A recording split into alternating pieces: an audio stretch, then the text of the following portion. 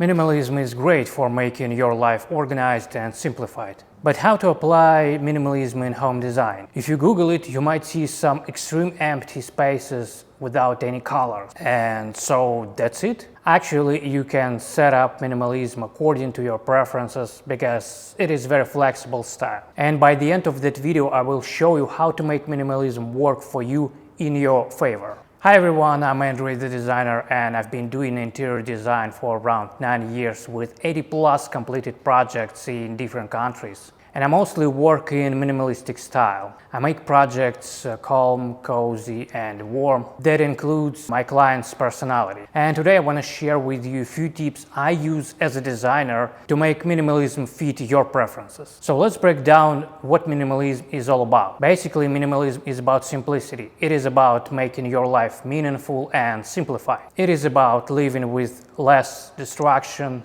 less overwhelm, and more purpose of the things you really value. It always starts with one question: what do I really want in my life? And minimalism is very subjective, which means what feels minimal for one person might be not enough or too much for someone else. So you need to see minimalism not as a strict rule book, but as your personal lifestyle. It depends on what you value, what you want to emphasize in your life, and what you are ready to let go of. It can apply to everything: furniture, colors, decorations, storage, clothing, whatever takes space in your life. For example, you don't need a dozen of coffee mugs if you use only one, or you don't need a dozen of coats if you wear only 2 of them. But let's say your hobby is collecting shoes, and that hobby brings you joy and some sort of accomplishment. So it is okay to have that collection. You just pick some specific place for it and that's it. And that's where minimalism meets your home. Not by taking things away, but giving them purpose and meaning. So if you want to create a minimalistic home, you don't need to follow some strict rules or go extreme. You can start small with any step you are ready for. For example, you can start with simplifying your living space. You can let go of the things you just keep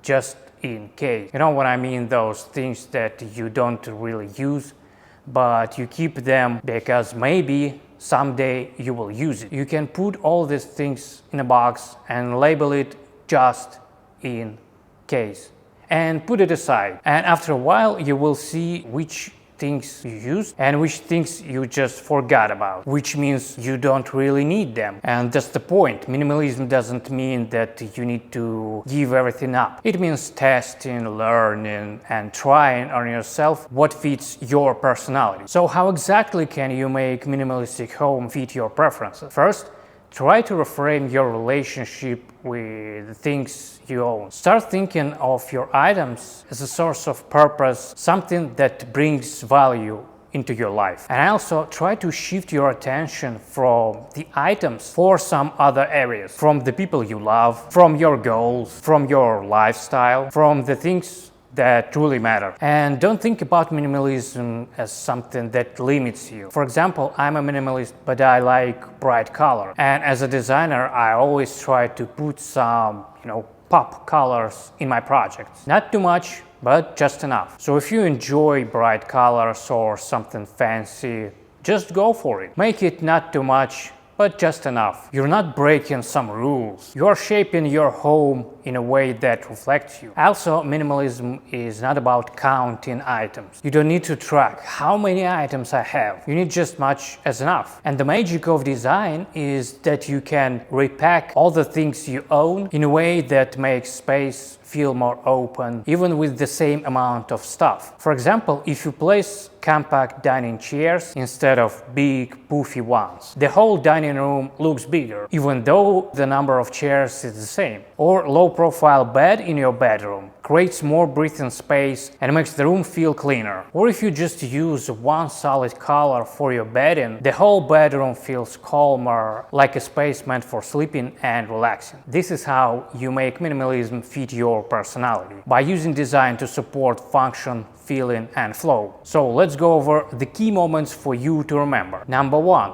purpose. Everything in your home should have purpose. Ask yourself, Why do I need this? How will I use it? Why am I keeping it? Number 2, value. If you don't use something often, it should still carry value. Maybe it reminds you of something important, something motivating, like that's why I keep pushing forward. If an item has no purpose and no value, you can let it go. Number 3, goals. Keep your goals in mind. Your space should support the direction you want to go in life. Number 4, people. Talk with your family. Think together about your shared goals and what matters the most for you. Because people make our life meaningful, not things. Decide together what to keep, what to remove, and how you want your space to feel. Number 5, make it playful. Minimalism doesn't have to feel strict or serious. Make it fun. Turn the process into a game. Every time you simplify something in your home, treat it like a small win. Because this is your space. It should feel good to live in it. So okay, in the next videos I'll share with you some more details about how exactly to create minimalistic home step by step. So if you want to support my new channel and help me stay motivated, just smash the like button, tap subscribe, and share your opinion about minimalism in the comments below. Thanks for watching, and I'll see you in the next one.